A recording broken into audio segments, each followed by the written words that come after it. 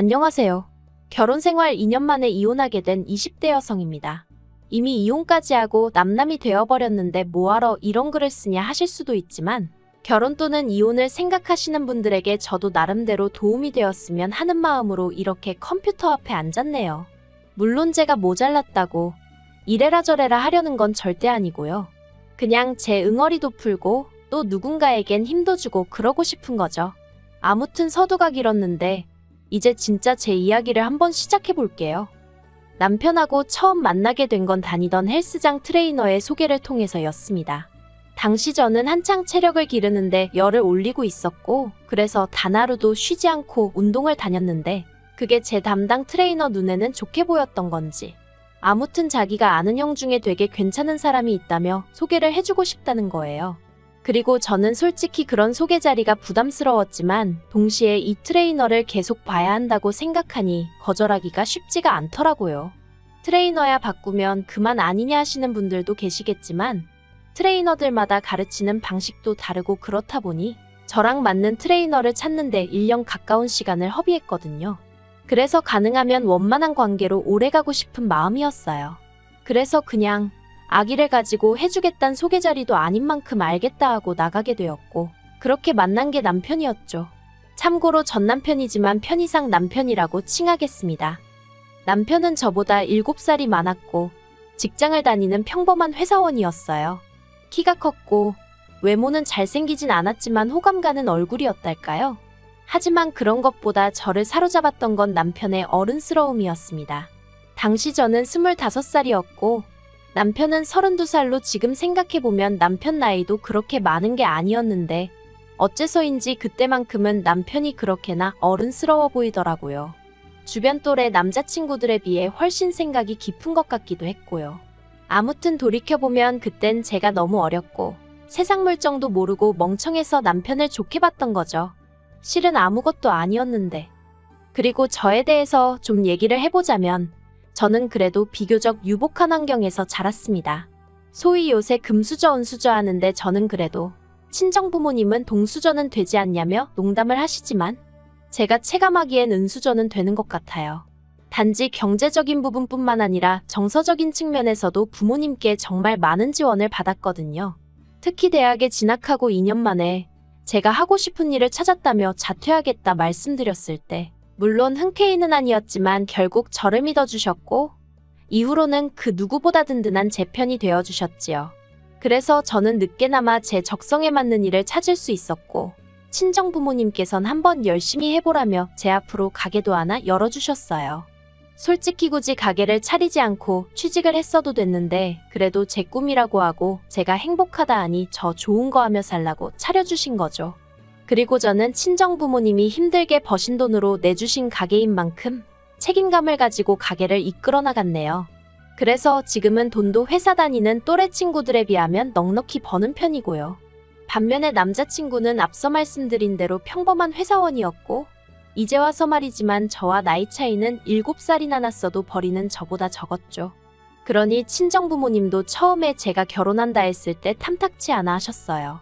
하지만 그래도 하나뿐인 딸이 좋다 하니 자식 이기는 부모 없다고 결국 허락해 주셨습니다. 그런데 결혼 허락을 받고 나자 원래는 남편이 집을 해온다고 했었는데 그 말이 싹 달라지더라고요. 어머님 아버님께서 제가 너무 어려서 살림을 제대로 꾸려나갈지 모르겠다 걱정된다 그런 말씀을 하시더니 결국 청첩장까지 나오고 나서야 시댁에 들어와서 살라고 하시는 거예요. 어머님이 저를 옆에 끼고 살림도 가르쳐야겠고 또 시부모님이 딸이 없었거든요. 그러니까 저를 딸같이 대해주겠다며 다같이 오손도손 살자는 소리도 하시대요.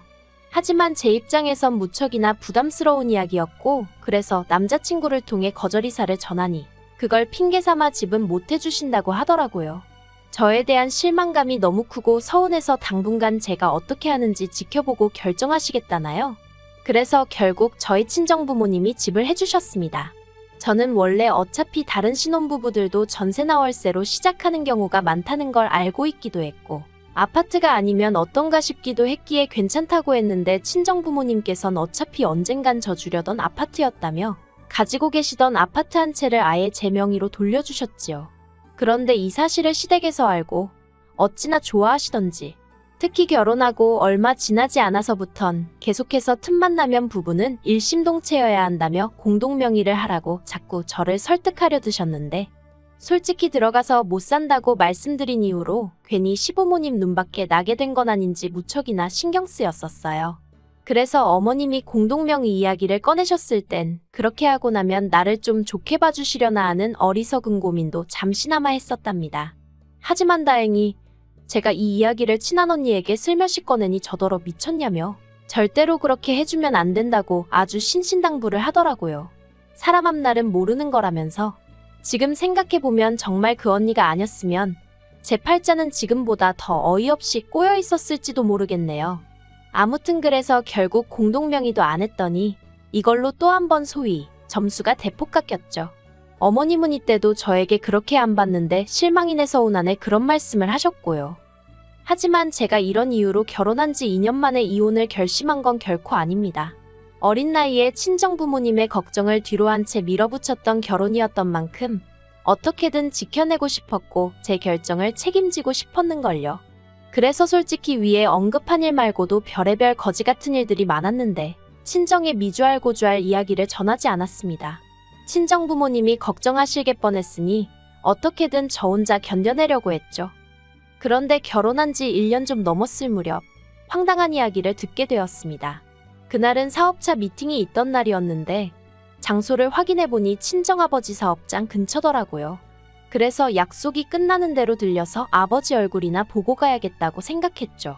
깜짝 놀래켜드릴 마음에 미리 연락은 안 드렸어요. 아무래도 친정아버지가 사장이다 보니 자리를 비우시는 일이 잦긴 했지만 그래도 일단은 놀래켜드리고 싶은 마음이 더 컸으니까요. 아무튼 그렇게 아버지 정비소에 도착했는데 아버지는 안 계시고 정비소 실장님께서 말을 걸어오셨습니다. 실장님은 저희 아버지랑 같이 10년 넘게 일하신 분이라 저랑도 꽤 친했거든요. 그래서 아버지 오실 때까지 시간도 보낼 겸 실장님과 이런저런 이야기를 나누게 되었는데 실장님이 조심스레 저더러 시부모님은 어떻냐고 물어보시대요. 그래서 그냥 웃고 말았어요. 그 무렵 5만 가지 일로 시달리던 차라 솔직히 말이라도 좋으신 분들이란 소리가 안 나오더라고요. 그랬더니 실장님이 이 얘기를 해야 하나 말아야 하나 싶은데 하시면서 실은 저희 아버님은 벌써 3번이나 정비소에 찾아오셨었답니다. 낡을대로 낡은 아버님 차를 끌고서 여길 고쳐달라 저길 고쳐달라 하시면서 말이죠.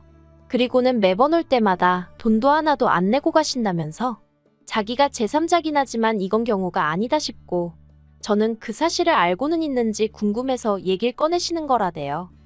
그 이야기를 듣는데 얼마나 속상했는지 몰라요. 저 하나 막대하시는 것도 부족해서 저희 친정아버지까지 그렇게 못살게 하셨다는 게. 특히나 저희 아버님은 어머님이 저한테 큰 소리를 내시고 억지를 쓰시면 적당히 좀 하라며 오히려 어머님을 나무라시기도 하셨거든요. 그래서 전 나름대로 어머님보단 아버님께 감사한 마음이 컸고 의지하고 있었는데 뒤로는 상식 밖의 행동을 일삼고 계셨다는 게 소름이 끼치더라니까요. 그래서 결국 친정아버지한테는 갑자기 볼 일이 생각났다 말하고 먼저 집으로 돌아왔어요. 친정아버지 앞에서 죄송해하며 눈물을 보이긴 싫었으니까요. 집에 오니 퇴근한 남편이 옷도 갈아입지 않고 컴퓨터 게임을 하고 있었습니다. 그리고 그런 남편을 향해 저는 아버님이 친정아버지 정비소에 차 수리를 맡기셨다더라. 그것도 3번씩이나. 돈도 안 내셨다더라. 알고 있었냐 물었습니다. 그러자 남편이 좀 당황한 듯 하더니 장인어른이 내지 말라고 하셨다는데? 그러는 거예요.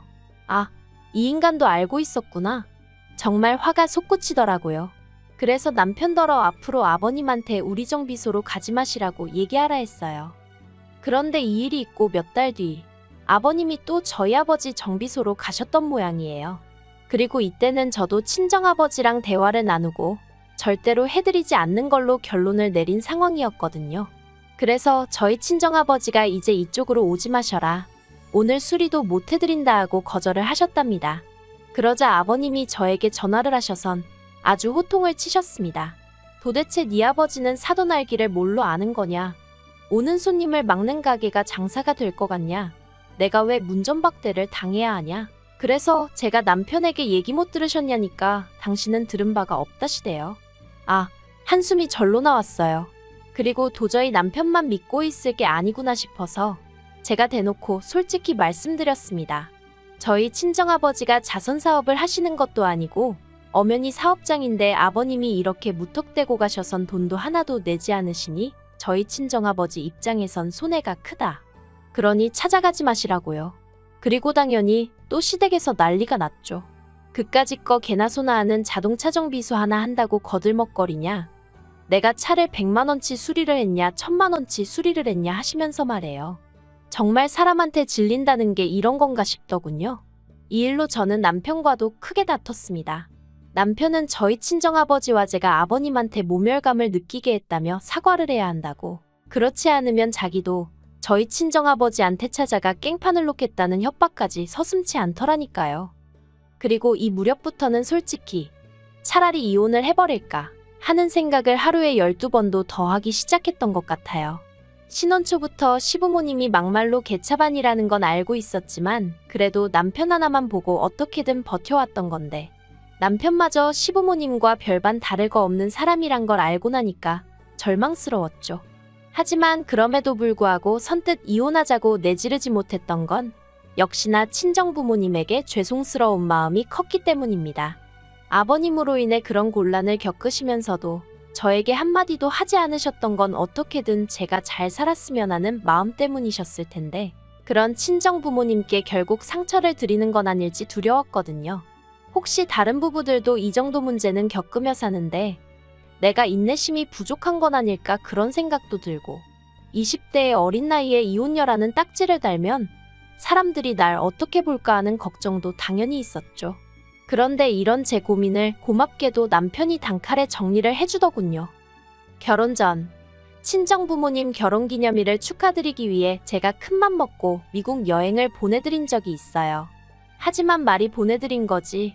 솔직히 제가 해드린 건 항공료가 전부였고 이후에 들어간 경비는 전부 친정아버지가 부담하셨습니다. 그래도 어디 가시면 꼭 우리 딸이 보내줘서 다녀왔다고 말씀해 주시죠. 그리고 지난 봄이었어요.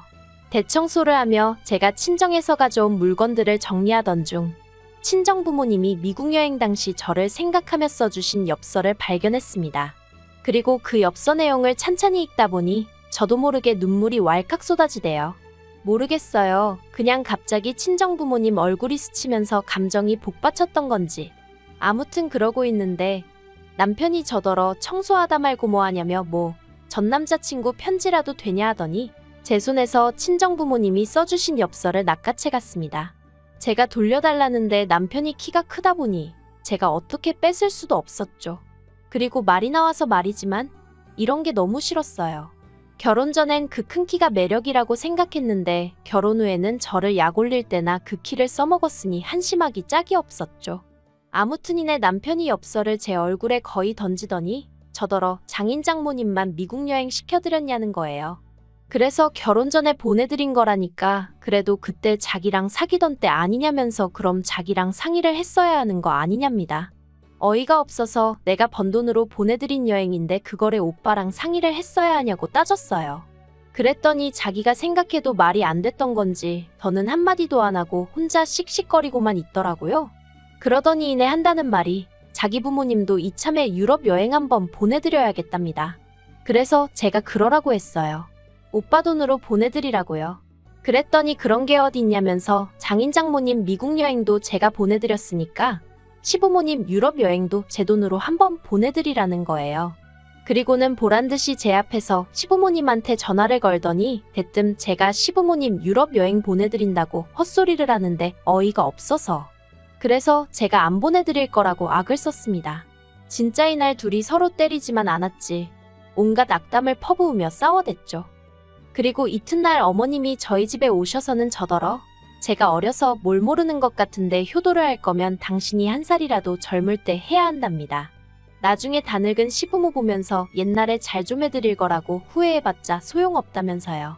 그래서 그 이야기를 왜 저한테 하시냐? 남편한테 하시라 했어요. 그리고는 갑자기 모든 게 짜증이 나면서 더는 어머님하고 마주 앉아있기가 어렵더라고요. 저도 처음 겪는 일이었는데 갑자기 막 헛구역질이 나는 게 당장이라도 토할 것 같더라니까요. 그래서 제가 어머님 떨어 나가달라 말씀드리곤 저도 제 가방하고 차키만 챙겨서 바로 친정으로 향했습니다. 친정 현관문을 열고 들어서니 친정어머니가 좀 놀라신 눈치였어요. 하지만 이내 어이구 우리 딸 무슨 일이야 엄마 보고 싶어서 왔어? 하시는데 정말 눈물이 뚝뚝 떨어지대요. 그리고 니네 친정어머니한테 더는 이렇게 못 살겠다며 그간 있었던 일을 두서없이 털어놓았습니다. 한마디로 얻어맞지만 않지. 정말 스트레스가 이만저만이 아니라고 이러다 죽을 것 같다고요. 친정어머니는 제 이야기에 크게 충격을 받으신 듯했고 바로 친정아버지께 연락을 하셨습니다. 그리고 전 살면서 저희 아버지가 그렇게 화가 나신 건 처음 봤어요. 친정아버지께서 저희 시부모님이고 남편이고 다 가만 안 두겠다며 절 데리고 시댁으로 쫓아가셨거든요. 그리고는 시댁에 도착해선 아버님 면전에다 대고 나이 처먹고 내 딸이 니들 돈줄이냐?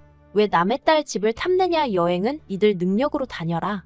솔직히 절대로 어디 가서 야, 너 하시는 분이 아니신데 정말 쌍욕을 하시면서 아주 가만 안 둔다고 화를 내셨죠. 그리고 그런 저희 아버지 기세에 아버님도 크게 놀라셨는지 오히려 사돈 어쩌고 하시며 사정을 하셨는데 저희 아버지께서 사돈 같은 소리 한다고 당장에 이혼시킬 거니 그런 줄 알라고 또 욕을 하시고요. 정말 그런 모습은 처음이었어요. 그리고 얼마 안가 나타난 저희 남편한테도 야이 개야소야 하시면서 이따위로 하려고 어린 내 딸 꼬드겼냐 하시며 곱게 이혼해주라고 엄포를 놓으셨죠. 하지만 이혼까지 이르는 과정은 결코 쉽지 않았습니다. 당장 남편이나 시부모님 입장에선 솔직히 어디 가서 저 같은 조건의 며느리를 보나 싶었던 모양이에요. 저에게 자기들이 잘못했다 생각이 짧았다 문자를 해오고 남편은 특히나 가게 앞에 찾아와 죽치고 있기도 했는데 이땐 솔직히 좀 무서워서 어르고 달래서 집에 보낸 적도 있네요. 하지만 나중엔 결국 저희 친정아버지가 골프채 들고 남편 회사로 쫓아가셨거든요. 그랬더니 그제서야 이혼 서류에 도장 찍어주고 뭐 그렇게 이혼하게 됐습니다. 그런데 그 와중에 시부모님이 위자료 어쩌고 얘기하셔서 제가 이런 식으로 나오시면 오히려 제가 소송 걸겠다고 솔직히 뭘로 소송을 걸어야 하는지 잘 몰랐는데 저도 열받아서 아무 말이나 한 거죠. 아무튼 저도 막 나갔더니 좀 잠잠해지대요. 솔직히 지금도 생각하면 분하고 어이없고 사람이 뭐에 홀리면 앞뒤 재보고 그런 것도 없다더니 아무튼 이혼녀 딱지를 달게 된 게 분하고 저도 여자로서 나름대로 결혼에 대한 환상이 있었는데 그것도 산산조각이 나서 억울하고 그래도 자꾸 과거에 얽매여 있지는 않으려고요.